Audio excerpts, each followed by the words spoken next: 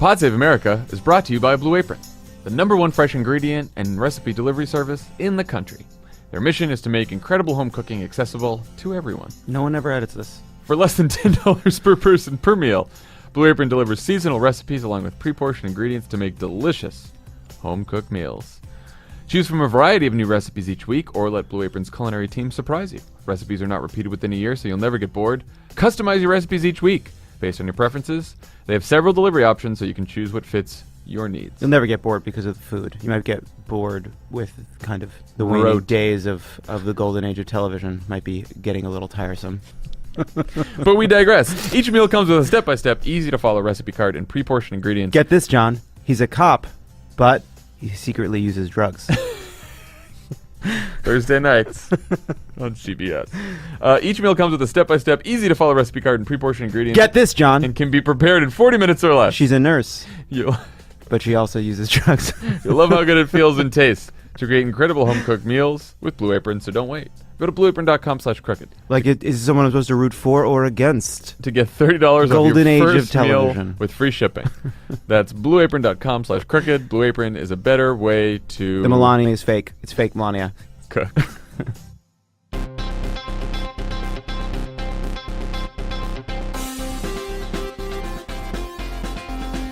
Welcome to Pod Save America. I'm Jon Favreau. I'm Dan Pfeiffer. On the pod today, we'll be talking to the chairwoman of the Virginia Democratic Party, Susan Swecker. And a little bit later, we'll be talking to the host of Crooked Media's With Friends Like These, Anna Marie Cox. Also, be sure to check out this week's Pod Save the World, where Tommy talks to Republican Congressman Adam Kinzinger. They really throw down. It gets nasty. Not Does really. it? That's supposed to be clickbait, Dan. All right, it's like next on my podcast listening list. It's a Just so great you know, conversation. Tommy. It's a great conversation, though. It's really interesting, and so everyone go check it out.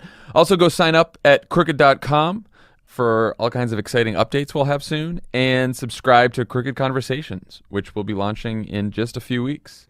Exciting stuff. I have so many crooked conversation ideas. I just spend most of my day thinking about them. Look at that. You're going to make Tanya so happy. Okay, let's start with a story that I had wanted to avoid because it's just sad and painful, but now it's been in the news for 4 days, and that is how Trump has handled the deaths of 4 U.S. Special Forces soldiers who were killed by ISIS fighters on the border of Niger and Mali. It is the deadliest combat incident since Trump took office. So, some background. The ambush took place on October 4th. On October 5th, Trump's National Security Council drafted a condolence statement from the president and the first lady. For reasons we don't yet know, the statement was never released, and Trump never said or tweeted a word about the soldiers who died until he was asked why 12 days later at a press conference. So, at that point, when asked this question, he said, well, if you look at President Obama and other presidents, most of them didn't make calls. A lot of them didn't make calls. So, Dan, I sort of missed this as it was happening, but I looked at Twitter and saw quite a few of our former Obama colleagues, you and most colorfully Alyssa, get understandably upset about this. What did you think? What was your first reaction here? Well, I mean, I think I would associate myself with the remarks from the gentlelady of Rhinebeck, New York, Alyssa Mastromonaco, who called him a fucking liar and a deranged animal, which seems like... That got some pickup, that quote. It did. I mean, it became, in many ways, the official response of Obama World to Trump, and I'd never been more proud to be part of Obama World. To think about this, there are all sorts of ways in which Trump has eviscerated the norms by which presidents deal with former presidents. Now, of course, when we came in office, most of what we were doing was undoing what George W. Bush had done. And our main argument, without saying his name, was that the Bush administration had so screwed things up that it was going to take us a long time to get, the quote unquote car out of the ditch, or whatever tortured metaphor we were using at the time. But there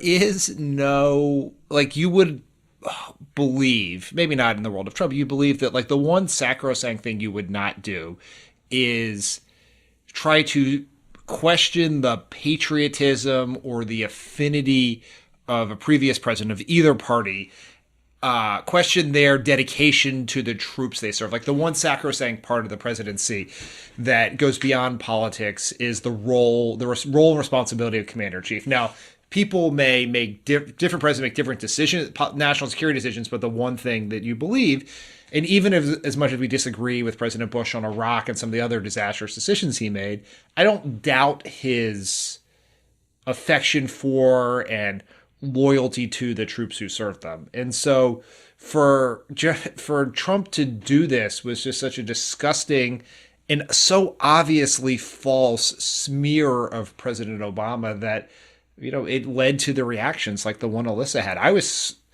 screaming at my TV as it was happening. I mean, I have to say that I was not completely surprised. I mean, he has called Barack Obama the founder of ISIS and accused him of a felony of wiretapping him. So I just sort of think nothing is out of bounds with him at this point. But I thought it was revealing. I mean, let's talk about what really happens when you're in the White House and you get notice that American soldiers, that American armed service members were killed in action. Barack Obama called countless families during his 8 years in office, families whose sons, daughters, husbands, mothers, wives were killed in battle. He also sent letters. I think if he didn't call them, he sent letters to almost every family. He visited Walter Reed. He went to Dover Air Force Base to greet flag-draped coffins as they came off the plane. And so it is true that Obama, not every president preceding him, does not sometimes have time to call each and every service member's family, particularly in the middle of two wars when, sadly, there were a few soldiers, died almost every day, which is tragic in its own right. But it's revealing that Trump's reaction to the question was to immediately blame Obama and not to say, like, Trump could have diffused the entire situation by responding to the question, we make sure that every single family who loses someone in battle, who loses someone who has served this country, hears from us in some way, whether it's a phone call, whether it's a letter, whether it's a visit. Of course, it's important to reach out, and I'm doing that now, right? That's all he had to say.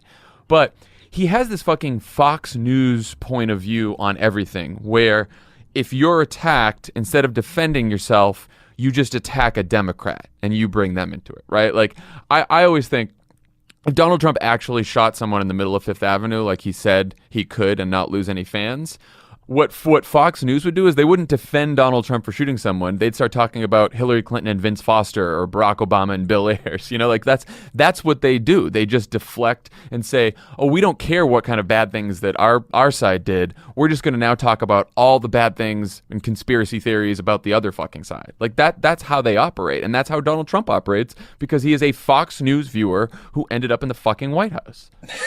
He is so sad. It is, I sort of always view that Trump's strategy when cornered is to lash out in a lie. That is that's his natural comfort place. And I think it is mostly Democrats, but he would also lash out at Republicans. It would lash out at anyone. It's nonpartisan. He doesn't care who. He would lash out at his own family as long as it wasn't himself. Like he has shown no capacity for empathy for any other human being, or to even think about anyone but himself the entire time we've seen him in public life. I don't even know of an exception. I don't. No, you remember that we talked about this at the convention, and one of the main points of political conventions is to highlight the human side of the candidate, of the nominee, that may not come through in day-to-day political coverage or whatever else. It's like, and in every other, for winning and losing candidates, for good people and less good people who've been nominees, someone can come up with some very touching story because they are human beings who have families and lives and children. In the Republican convention, there were no one. Not Trump's children, not anyone else from his life could tell a story that showed anything human about him, or he put someone else or something else before himself. And that was not a and I don't think it's because they forgot that part of conventions. It did not exist. That part of Trump that separates the rest of us from robots either never existed or ceased to exist at some point and was destroyed by the sort of culture of the narcissism that comes with being famous. I don't know what it is. Disturbing. I won't diagnose it, but it's certainly fucked up. It's something deeply wrong with that man. Yeah, so I was thinking about, Trump is, we talk about when they're, we can teach robots to drive cars and beat chess masters, but they always say you can't teach them to be human. Yeah. Like Trump is that. Trump is the example of the pinnacle of robots. Like we'll know whether someone is a Terminator or a human based on their ability to do things like call widows of people who lost their lives while serving you. And Trump fails the robot test. I mean, that part of the story was we can be enraged that Trump attacked Obama, but I'm pretty used to him saying horrible things about our former boss. And I would imagine that if you asked Barack Obama, he would be like, yeah, that's what this, he would not even be that upset because he just expects that from Donald Trump. So if the story ended there, that's one thing.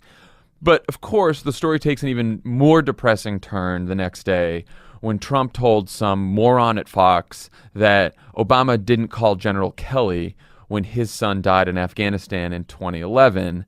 And then the White House staff started pushing this story to reporters. Now, Obama didn't call Kelly because, like we said, presidents don't call every single family, but he did invite General Kelly and his wife to an event at the White House with Gold Star families shortly afterwards. So now Trump has decided he's in the middle of a fight that he refuses to lose, and this is the part where he does not care who he has to hurt to win the fight. He doesn't care that he has to bring up the dead son of his chief of staff, who his chief of staff has avoided talking about because it's so painful, and he didn't even ask Kelly if he could bring up, now we find out, if he could bring up his son. Didn't even ask his chief of staff, just did it, just to prove a fucking political point, and now we have General Kelly and his heroic son brought into this story, and now we have to deal with this. Now his family has to deal with this. It's just that's what got me even angrier than the initial attack on Obama. Yeah, I have a very complicated set of emotions around Kelly in the sense that, here is someone who has served his country, with great distinction for a long time. Unlike Gary Cohn, who's selling his soul for the chance to cut his own taxes and maybe be the Fed chair, I do get the sense that Kelly is taking on this horrible, miserable job because he thinks America needs him on that wall.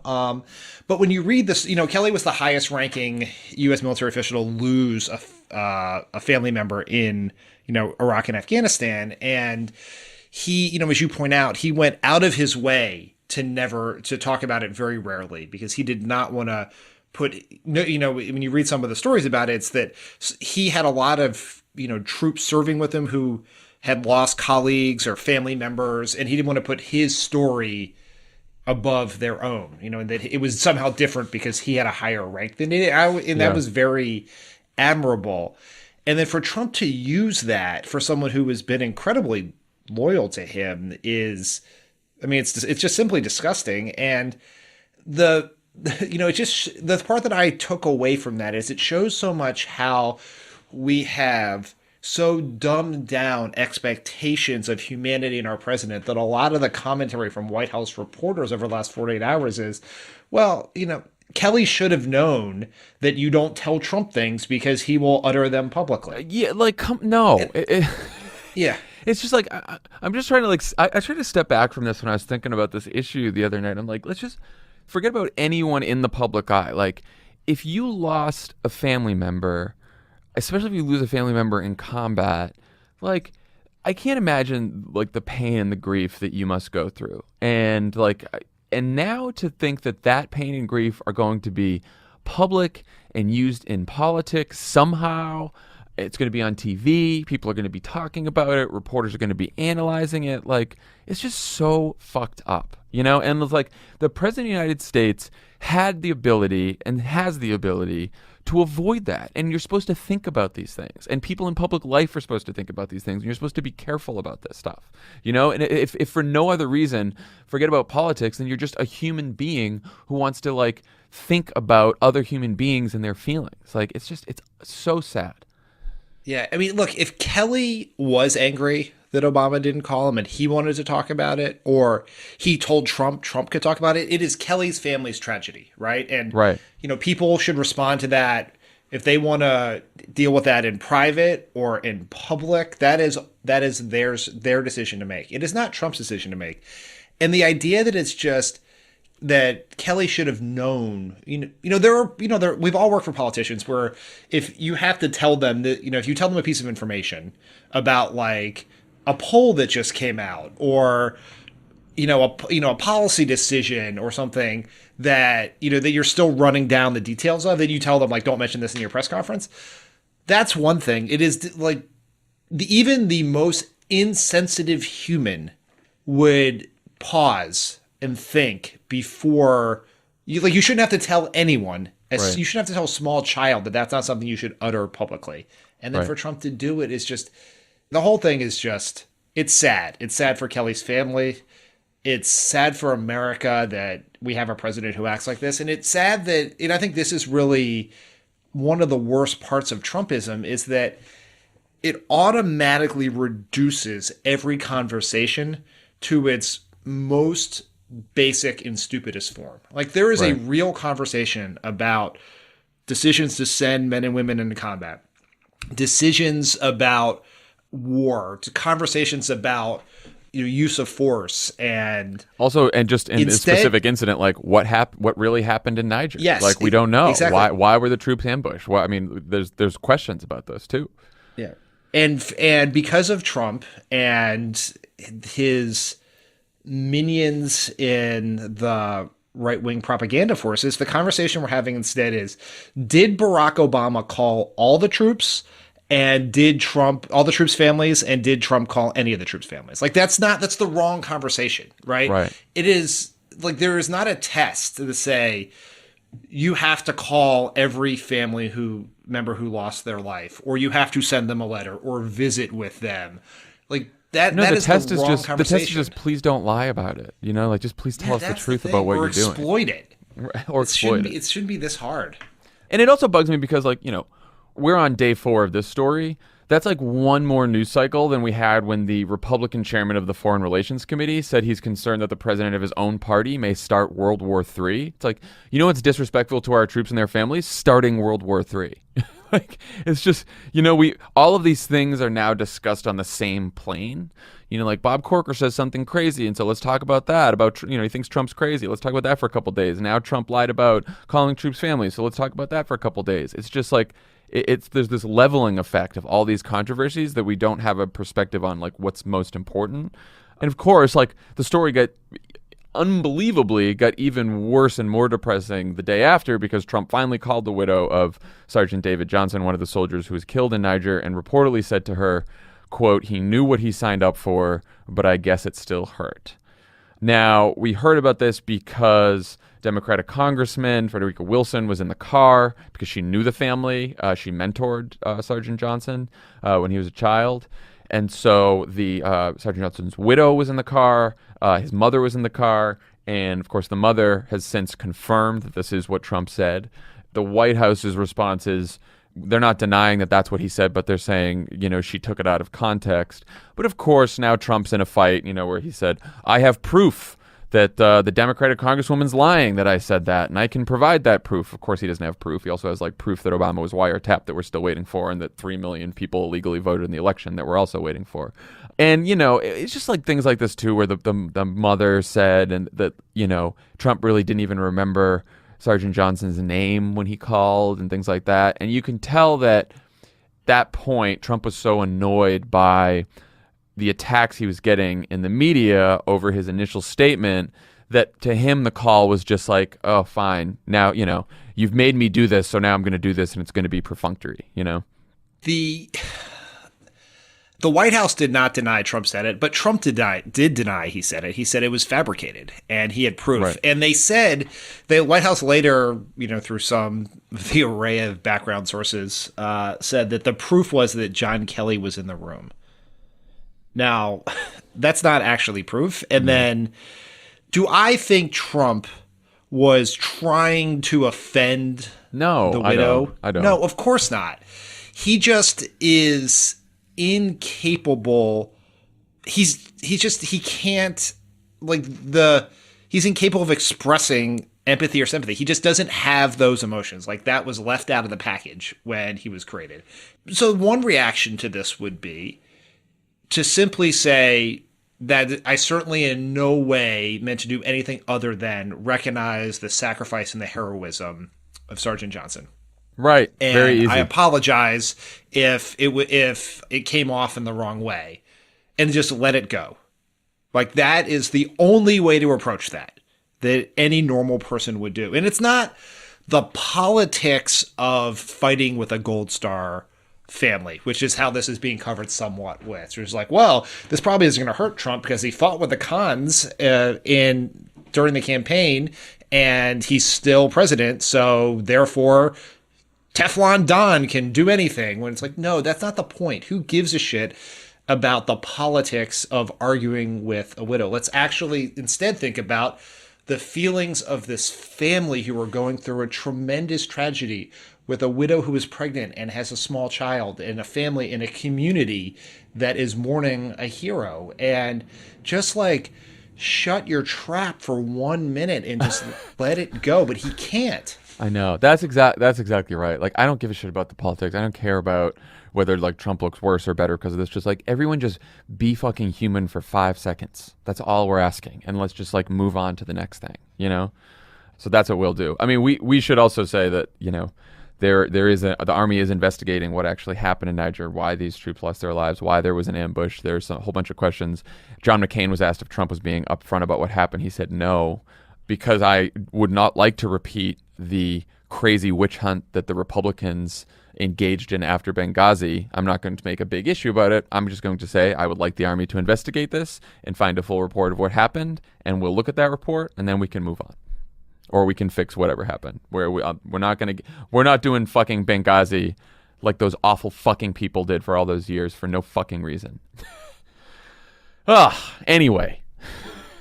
So I would note for the listening public that on midday Tuesday, when we emailed about this, you said, quote, "If we are still talking about this on Thursday, I'm going to scream." I think we all appreciate that you did not scream. I wanted to because it sounds like you're holding it back. Yeah, it just made me really upset. Okay, let's talk about the Affordable Care Act, as you called it, the case of the disappearing deal. Earlier this week, after months of negotiating, Democratic Senator Patty Murray and Republican Senator Lamar Alexander reached a deal on a bill that would fund the Obamacare subsidies and Obamacare enrollment assistance that Trump cut recently. In exchange for Republicans agreeing to fully fund the law so that it can work as it intended and provide people with affordable health insurance, Democrats agreed to give states more flexibility to experiment with their own health care programs as long as they still provide affordable coverage. Seems like a good bipartisan deal. You got Republicans on board, you got Democrats on board. It is designed to make a law work as it was intended, and that is to help people afford health care. Trump says he's for this, and then when the deal is announced, he basically changes his mind and comes out against it. What did you make of the 24-hour flip-flop there? To be honest, I have no clue. Not a clue. Because other than it might be Exhibit A in whatever innocent for reason of insanity, not guilty for reason of insanity defense Trump may use in the Mueller trials later, but because he talked to Lamar Alexander on the phone and indicated support for what Lamar Alexander was working towards, basically because when these deals are done, the majority party, or the president's party at least, talks to the White House to get a steer, because they can't agree to a deal that the president is not 4 because they're going to need him to sign the bill. So they got the high sign that said, go ahead. He praised it, and then just a little while later, and I assume it's because of something that was said on Fox News, he pulled the plug on it. And not they're almost there. They didn't get exactly to where I wanted to be, but no, I think he said like Lamar Alexander is a good guy, but this deal, goes to the bottom line of insurance companies who are making record profits, and I can't do that. And so I just don't know. I mean, maybe is it like, I don't know. I'm clueless on this. One clue is that he does have a former Freedom Caucus crazy in his cabinet, which is Mick Mulvaney is the OMB director. And if you remember a couple of weeks ago when Alexander and Murray were working on this deal, I think Mulvaney told Politico, like, we don't want that deal. We don't want a deal that just funds Obamacare. We want to repeal and replace Obamacare. And so sometimes I wonder with these budget things if Mulvaney sort of gets in his ear about some of this stuff, because Mulvaney is the closest thing to a Fox News viewer that you have in the cabinet. I shouldn't say that. We have Sessions there and a whole bunch of other crazies. But anyway, so I wonder if it's a Mulvaney thing. The other assholes who came out against this are, of course, Paul Ryan and Mitch McConnell. Paul Ryan pretty strongly. Mitch McConnell was hedging his bets a little bit more. Because even Mark Meadows of the Freedom Caucus said something nice about this, when it was first announced. So, I don't know what we do now because that's right. It's like, what the fuck? Well, I mean, Washington is, has fetishized bipartisan deals for a long time. We know that when we were there. And look, bipartisan deals are a good thing. Both sides come together and then we get something done. But here we have an example of Democrats and Republicans coming together around a piece of legislation that could improve people's lives. And now the President of the United States is saying, no, I am sabotaging Obamacare. I want this law to fail. And the only reason I want, and he doesn't have a good reason why he wants the law to fail. He's also he said the other day, Obamacare's dead. Don't even talk about it anymore. It's dead. It doesn't exist. And then he also said the next breath, but by the way, if premiums go up, it's Obamacare's fault. So, you can't have it both ways, asshole. Yeah. It's just, you can't have it both ways, asshole. Yes, that is correct.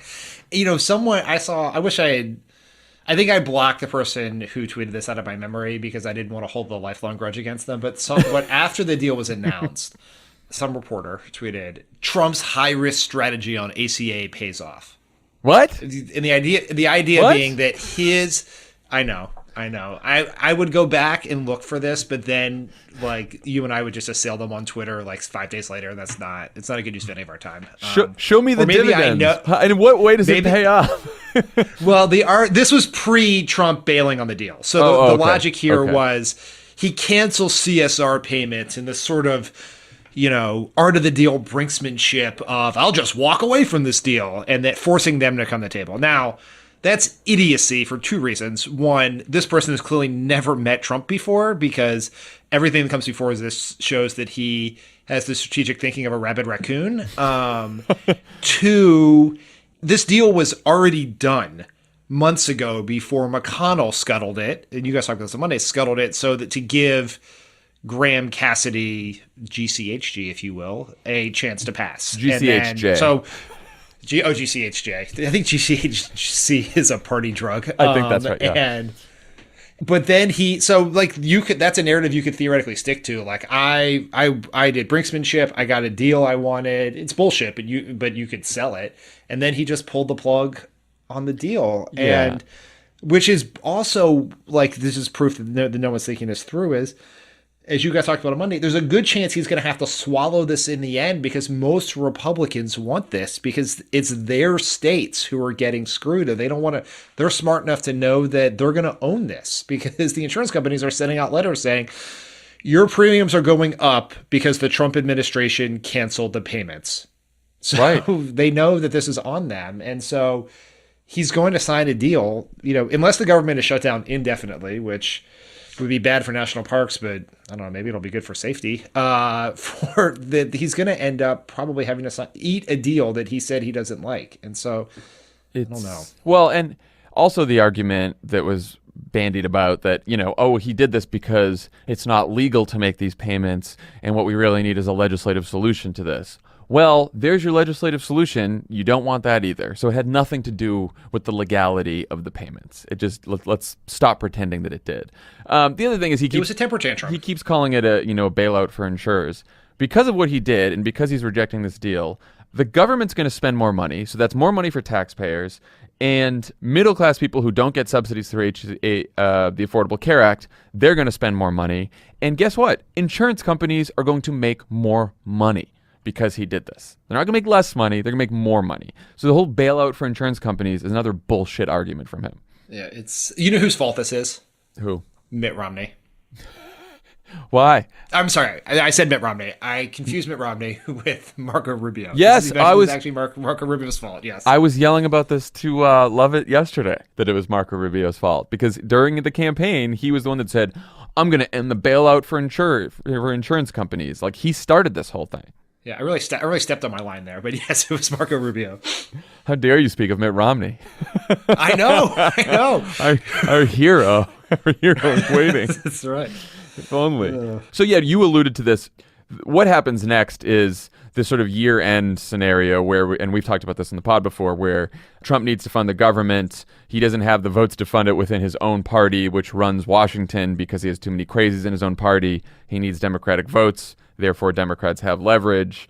And as part, the Democrats should say, as part of funding the government, fully funding the government, is fully funding the laws in the government. And one of those laws is the Affordable Care Act, and making this law work is part of funding the government. I mean, it seems like a very sensible, reasonable argument for the Democrats to make.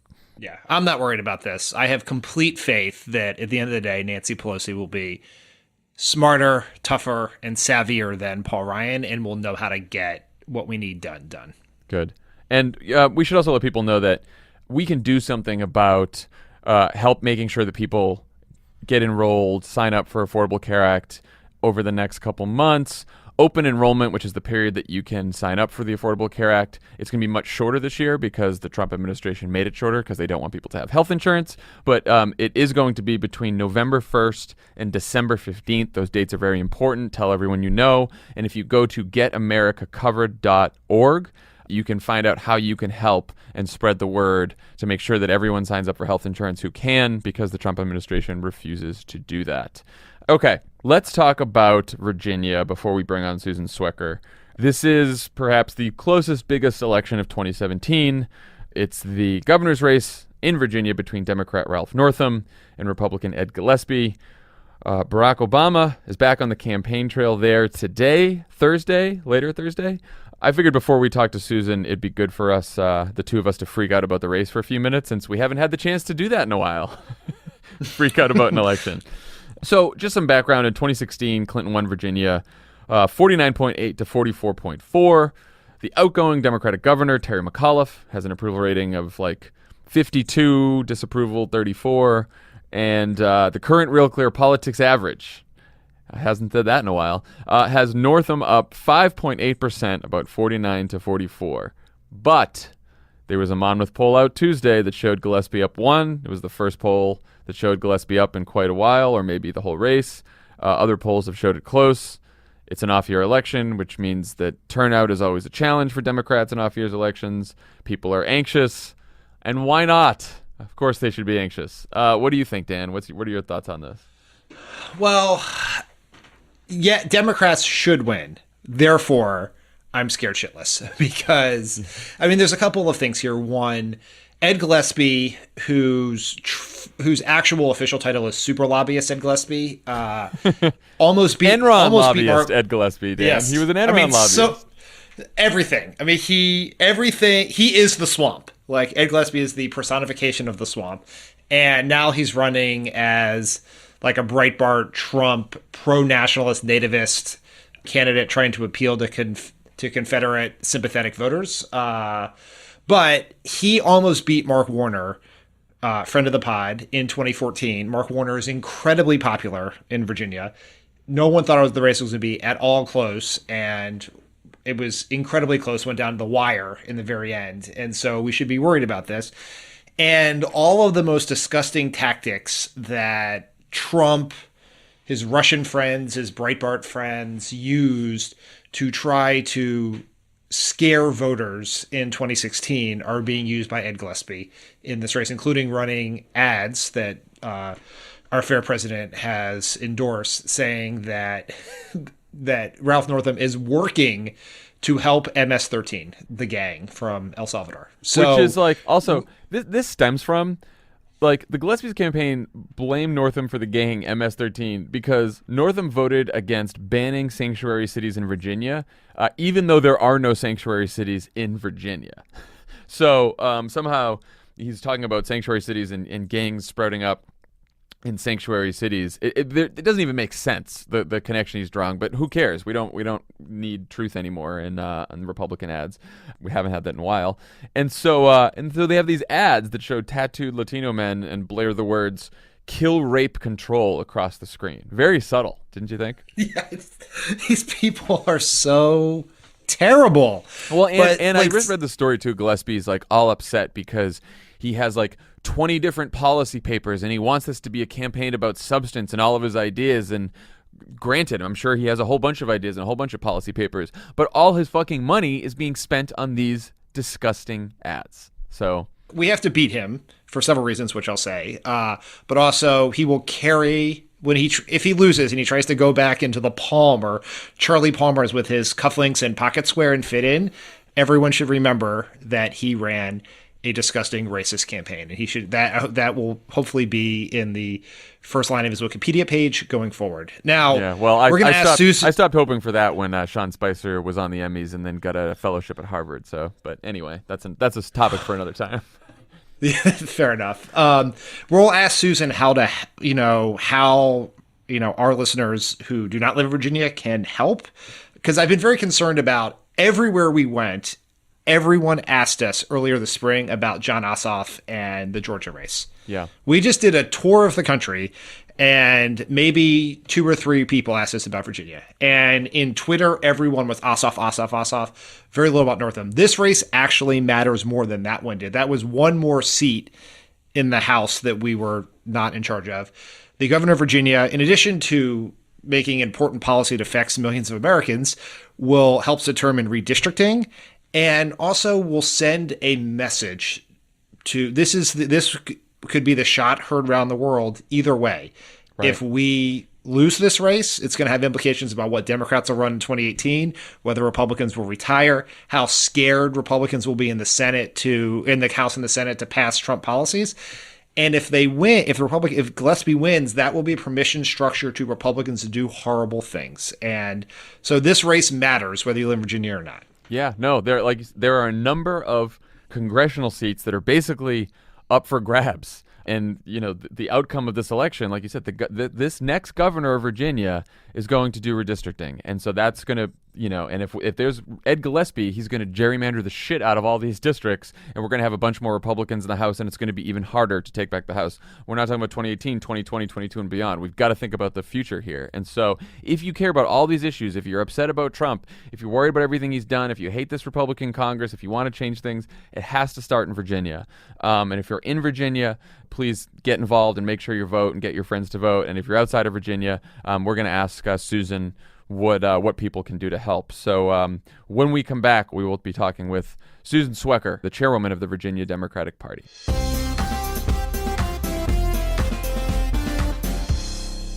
Pod Save America is brought to you by ZipRecruiter. ZipRecruiter.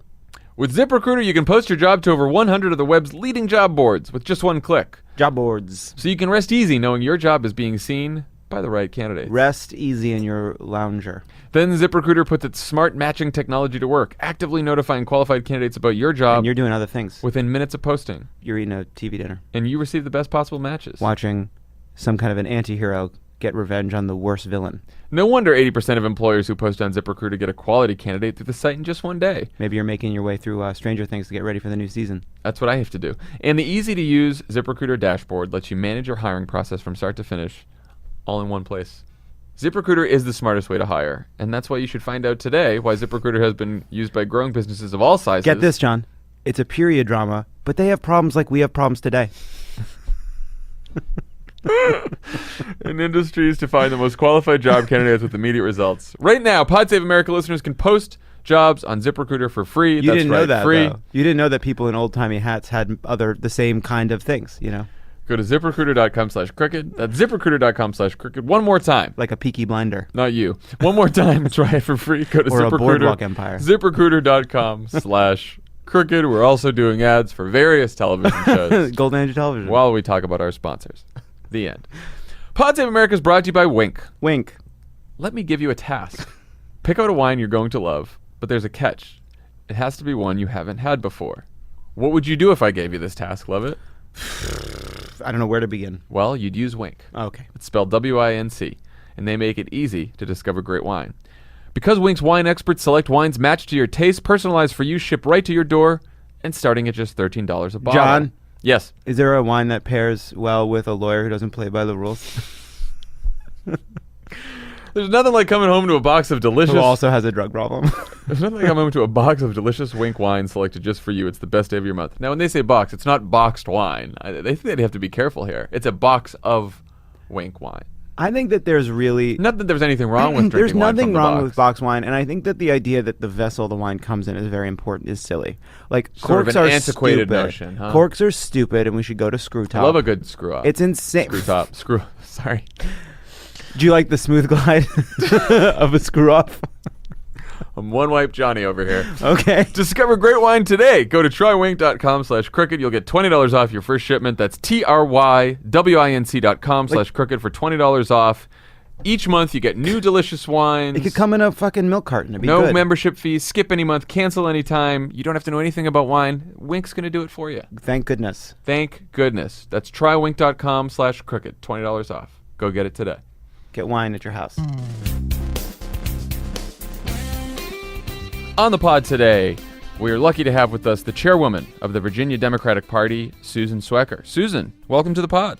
Well, thanks for having me. Good to be on your show and talk about all the exciting things that are going on in Virginia. Yes. You know, I will say, I'm out here in Vegas because we have a DNC meeting and state chairs meeting going on. That's right. And I'm really conflicted because President Obama is coming to Richmond today, making his first appearance, post-presidential appearance for our ticket. And, I wish I could be there, but I felt like I had to be here and do my duty and pump up the ticket out here. But I want to let everybody know that not to worry, that all the campaign money and party money stayed in Virginia, so it didn't come to Vegas with me.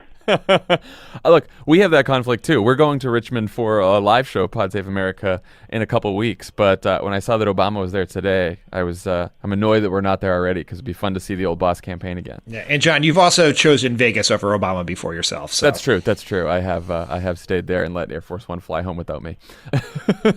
So anyway, let's talk about the race. So I think most of our listeners know that the race is very tight. They know that it's very important. They know that Ed Gillespie's running a bunch of nasty ads about gangs and Confederate statues. But I think outside of Virginia, people probably don't know too much else about the race. What should people know about this race, about Ralph Northam, and about Ed Gillespie? Well, one thing about, and I do want to say this because a lot of people do ask if you don't live in Virginia, we are the only state that a governor cannot succeed himself. Right. So, one, that's why our fantastic governor, Terry McAuliffe, isn't running for re-election. But his lieutenant governor, Ralph Northam, Dr. Northam, who's a pediatric neurologist, is running, has the Democratic nomination, and we have, a really great ticket. And you're exactly right. Ed Gillespie, who is the Republican nominee, is running one of the really nastiest races that I have seen in a long time. Now, look, I'm a native Virginian. I've been involved in Democratic politics since I was a knee-high to a pup, and boy, this one just really, takes the cake. Ed Gillespie has really shown the descent of the Republican Party over the last couple of decades, and, years ago he worked, let me just give an example, he worked in the Bush White House. Mm-hmm. He's a D.C. insider, lobbyist. He supported comprehensive immigration reform, really just a paragon of the GOP establishment. And we've watched him transform himself into basically a mini Donald Trump in a desperate attempt and effort to win the race. and he is, has ads up telling all sorts of despicable lies about Ralph Northam and that he supports sanctuary cities and gangs and the voters really, we have a pretty smart voting population in Virginia, and they're not buying into it. On the other hand, Ralph Northam has a history of service to his country and service to Virginia. He is a veteran, a doctor who served patients in Desert Storm, came back home. He's from rural Virginia like me. I'm from the western part of the state. You can probably tell that I might have a little bit of rural in me from my accent, but I grew up in the mountains of Virginia. Ralph Northam grew up on the eastern shore, got his medical degree, and he's a pediatric neurologist. Has, never really is talked about a lot, but, cares for sick kids. Then served in the state senate.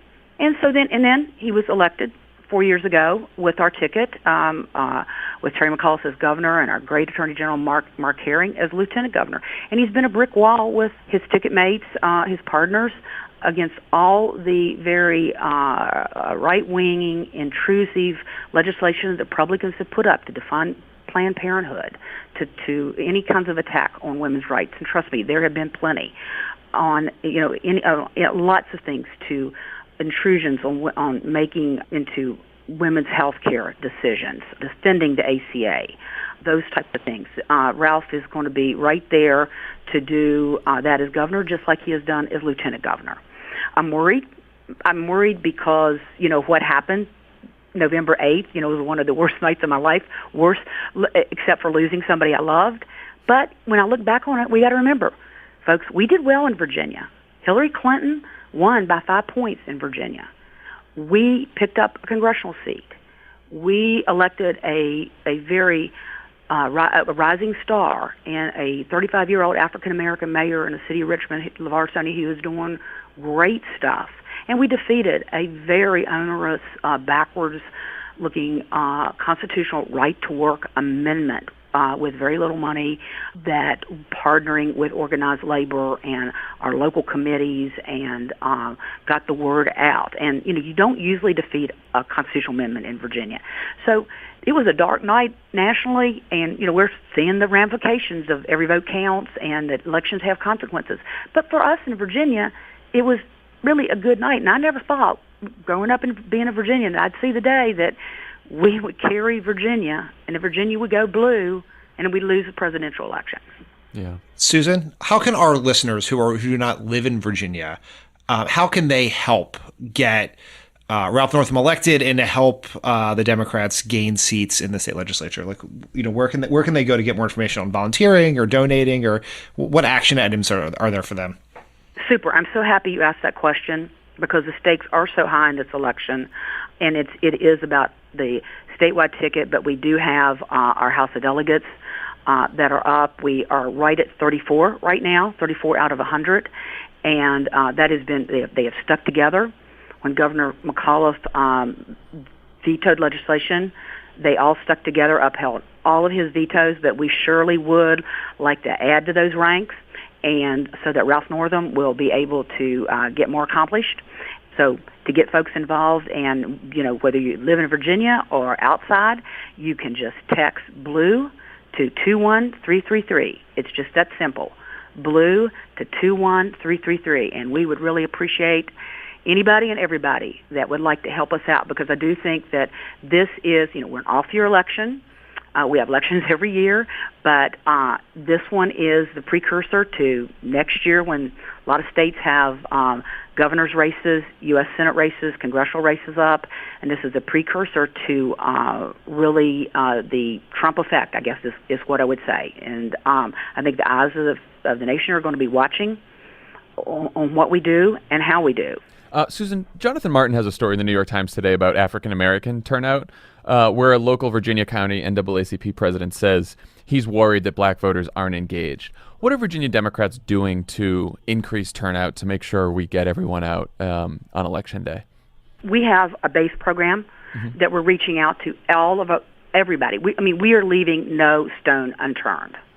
But I think the biggest mobilizer and the biggest energizer for that is President Obama coming in tonight. I mean, that just speaks to everybody. But I think that will be, this is the first. I can't tell you how much our phones, texts, emails lit up when that announcement went out, and how exhilarating and exciting that was, and that will be. And I'm going to go get a glass of wine. I'm going to find a little quiet corner and live stream, watch President Obama on my laptop. I'll probably get a little misty-eyed too, and remember the 08 campaign when Mitch Stewart, who's a friend of yours, was running it in Virginia, and how great that was. And but I think that will help. But we're taking nothing for granted, and we have a very, very aggressive and outreach to all of our constituency groups. That's good. As you said, you grew up on a farm in rural Virginia. You've been working on outreach to rural voters. A lot of Democrats say, okay, we have to show up and compete everywhere. Totally agree. When Democrats do show up in rural counties, what do they say? What issues should they emphasize? Well, here's the thing. Number one, I live in Highland County, smallest county in Virginia, west of Charlottesville, on the West Virginia border, where I was brought up. Have a house there, have a house, condo in Richmond. So I live in a really, really blue part of Virginia, and I live in a really, really red part of Virginia. The people in both those places want the same thing for their families. They want to know that their kids are going to get a good education. They want to know that if they want to stay in their areas after they graduate from high school, they can, that they have some sort of sense of job security, and they want to know that they're safe and secure, that you don't have to live paycheck and paycheck. You don't have to live in fear. You're not going to school and be worried about, getting shot, getting hurt, getting bullied, which, that's increased over this last year. And why do we think that is? I mean, I think studies will prove that. I mean, when you have the President of the United States, there's nothing but the biggest bully in chief. Kids are going to follow that example. But parents want the same thing, no matter where you're from. Families want the same thing. Financial security, knowing that you have health care. I mean, what the President has done to gut the ACA is nothing but just plain out cruel. And putting that kind of financial insecurity and just meanness in that you are risking putting lives at stake. So people are the same everywhere. That's what I have found. I hear the same thing no matter where. Now, the other thing is, we didn't lose those rural voters. We didn't lose my people overnight. We're not going to get them back overnight. But if we don't go out there and talk to them and keep working it, it's just like exercise. If you don't do it, you atrophy. So you got. I think, is that how you say it? Atrophy or that's atrophy? Right. Yeah, I think so. Okay. I like the analogy. Got to work it. The one thing that is really great, and I just want to say I'm so proud of our House candidates too, and that is one thing. We have all these great House candidates who run in rural areas. Our committees have grown. We have these great committees we've had rural areas where they've been dormant or just like lax, and we have seen growth in that. And that's one thing I'm really proud of the party, but I'm really excited about where we are. We just can't let up on the gas right now. I think that last piece of advice is the one that everyone should take to heart that wants this election to go the right way, which is don't let up on the gas. Everyone work your hearts out in these final days, because this is a tight race and it's going to be close, and we need to do everything we can to get Ralph Northam over the finish line. So thank you, Susan, so much for joining us. We really appreciate you coming on the pod. It's been a pleasure. And, hey, I'm the first Howland County resident, I bet you, that has asked to be a friend of the pod. You are? Well, this is perfect. I mean, at least that I know. I don't know how many T-shirts there are in Highland County. Maybe there's a couple, but we... If they're out there, they should tweet at us. Yeah, we'll send you a friend of the pod T-shirt so you can wear it out in Highland County. Sounds great. I hope I've started a groundswell. Okay, take care. Thank you. Okie dokie. Bye-bye. Bye-bye.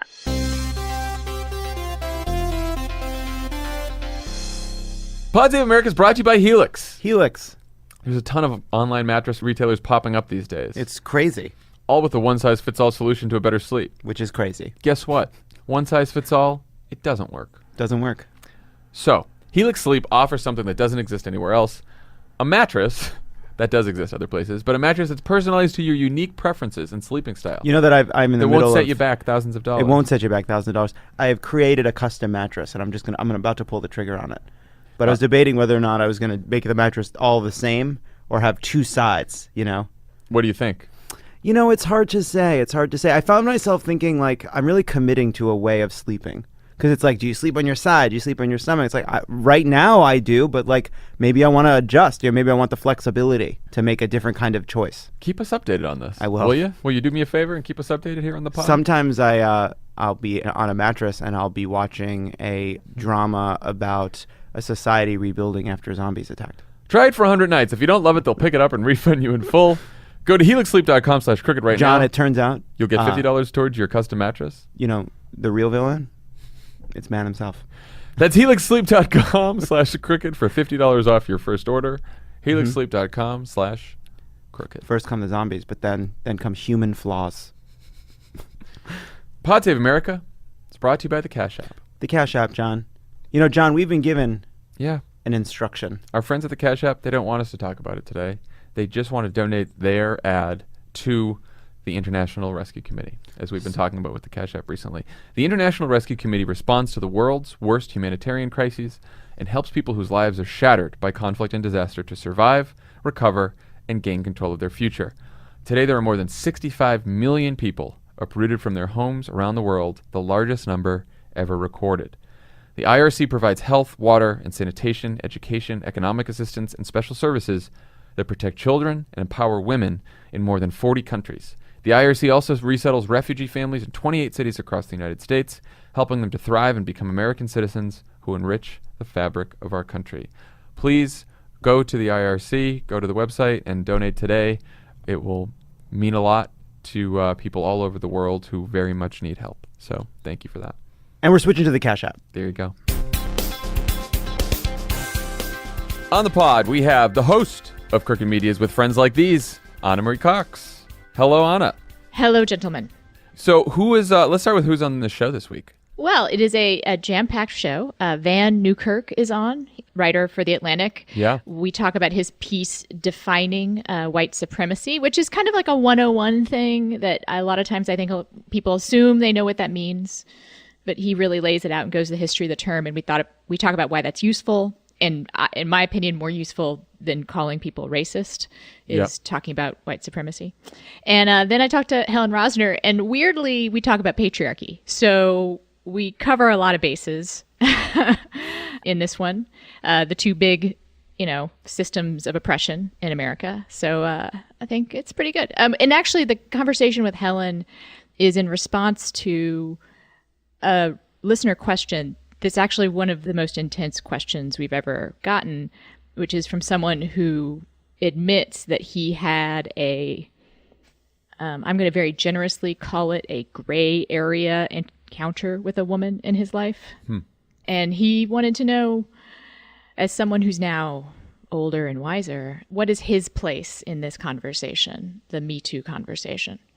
That's good. Yeah. I mean, I'm glad he's I think it's an asking important question to ask. Yeah. I think the self-reflection that he shows, spoiler alert, it's a tough conversation and a tough answer for this guy, but the fact that he was willing to be introspective says a lot. And I hope, guys, the two men I'm talking to, I hope a lot of men are introspective about this and re-examine their own behavior. It's not just about pointing out the real assholes, No. I mean, it's about... I totally agree. I mean, Tommy and I did a Facebook live stream yesterday, and someone asked about Me Too, and my answer was I'm both, reading all of the accounts, both on Twitter, which is shorter, but on Facebook, people, obviously women posted longer accounts on Facebook.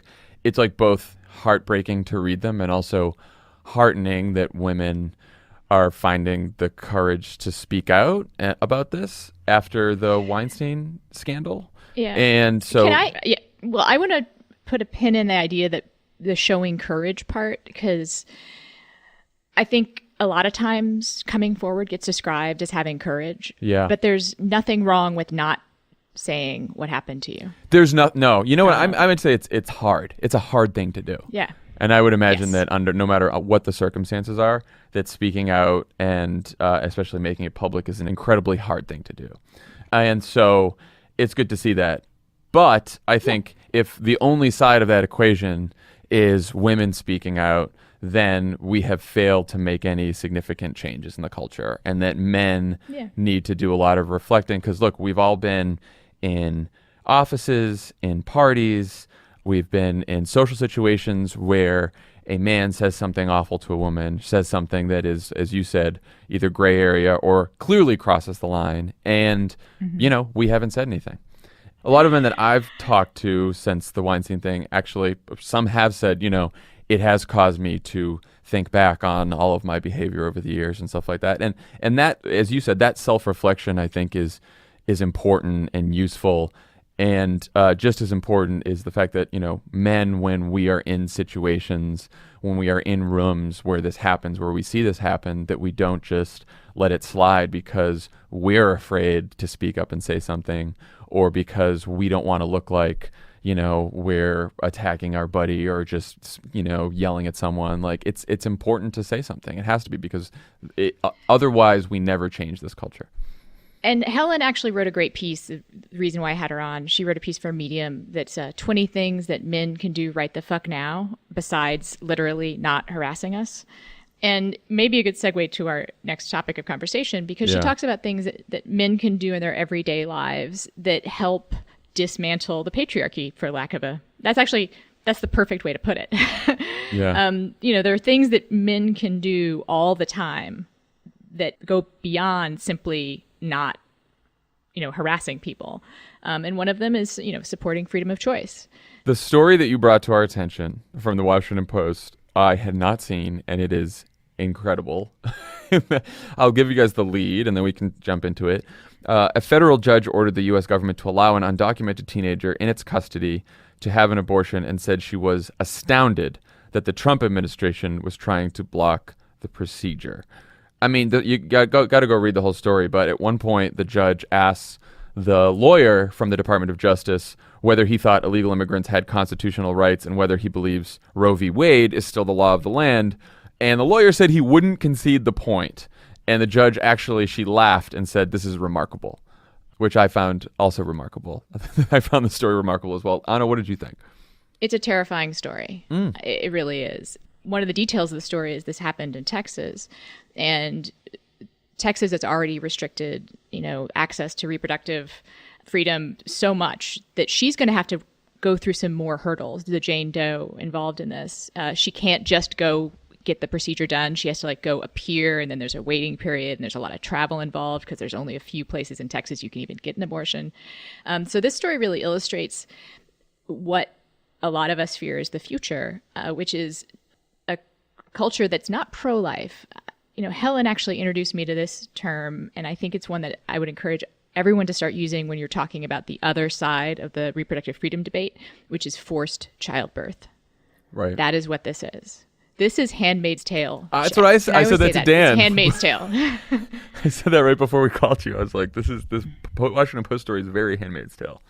Probably people have been saying that about a lot of stories since the Handmaid's Tale came out, but this is actually the closest to this show. It's very on the nose for that analogy. Yeah. And I do think this idea that when people are against freedom of choice, they're not pro-life, they're pro-forced childbirth, is such a more clear way to describe that position. Because I know a bunch of pro-life people who are, for instance, pro-death penalty, right? Right.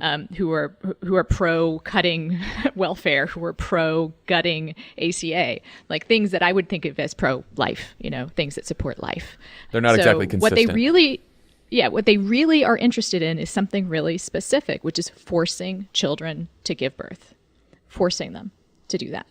And there's actually no other way to describe their position. You're right. And just the way, and also fitting the story in with the way that the Trump administration treats and has treated and will treat undocumented immigrants as a whole makes it even more infuriating too. expel these Americans, some people who've been here for a long time, from this country.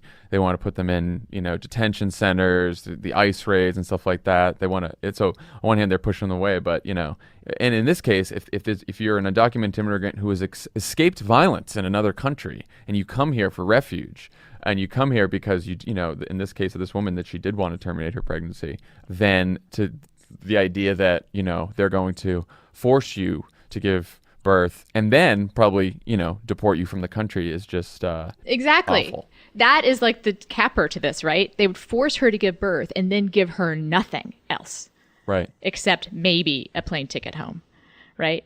And also they really tipped their hand in doing this because they admitted in court they don't think immigrants have rights. They don't. And that's an appalling position to take, I think, in a country that was founded on the idea of inalienable rights. And not what settled case law says. Yes, that too. Right? I mean, we don't have to guess on who's right or who's we've had cases about this, Yeah. Yeah, This to me, I think that what you guys are saying is exactly right, that this is sort of a microcosm of all of Trumpism in its purest form, which is they are doing this to this individual because they think they can, right?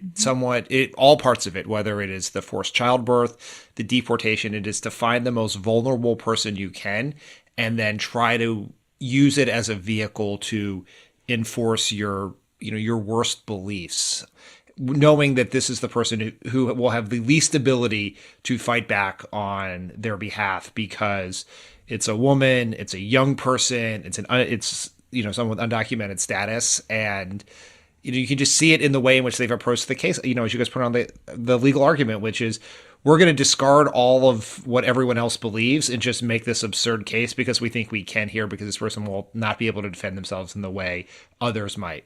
And who knows if Donald Trump even knows about this? I'm sure he doesn't. It's not like he's reading the Washington Post. If it wasn't on Fox and Friends, he doesn't know about it. So it's important to say, like you said, Dan, it's Trumpism, but it's not necessarily Trump. This is like Jeff Sessions. This is some of the lawyers he's probably hired at DOJ. This is like a Mike Pence type thing, right? This has been brewing in the modern Republican Party for quite some time, at least a huge faction of it. I totally agree. The Trumpism, I guess we talk about this all the time. Trumpism is a lot more dangerous than Trump. Well, actually, you know what? I take that back. We'll see. It is distinct from Trump, but it is as dangerous as Trump. Trumpism can't press the nuclear weapons button. Trump can. So that would be the distinction. But yeah, I mean, this is the patriarchy and the misogyny that we've seen from the Republican Party for a long time. Finally, if you'll excuse the metaphor, bearing fruit. Yes. I will excuse the metaphor. Thank you for bringing that story to our attention because it is it's gone under the radar this week with all of the other. Can I actually say messiness. something? Yes, please. Well, if people, I know you guys are all about giving people action items. Yeah. If they're upset about something, there are legal aid centers for people seeking to terminate their pregnancy. NARAL is obviously a good place to donate to. I think the Center for Reproductive Rights is the place that I support.